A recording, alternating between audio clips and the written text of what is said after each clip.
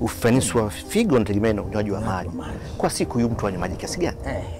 Unywaji wa maji moja, ili kuepuka kuchanganyana, maana hili ni swala la msingi sana katika jamii. Sasa moja, niseme kuna watu tutaambia tunawazuia unywaji wa maji, tutawashauri wanywe kiasi fulani cha maji. Kuna watu wengine tutaambia kunywa tu maji, lakini ninywe kiasi gani cha maji? Namba moja, tii kiu yako. Unaposikia kiu, kunywa maji. Hiyo ni mfumo mzuri sana.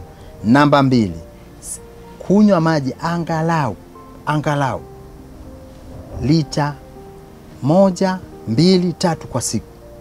Tunaenda mbali, hata tunapokumbuka dhima nyingine za siku ya figo duniani, unasema angalau bilauri 1 kwa siku. Kuna watu wanywa hata glasi ya maji kwa siku. Kwa angalau hata glasi 1 kwa siku.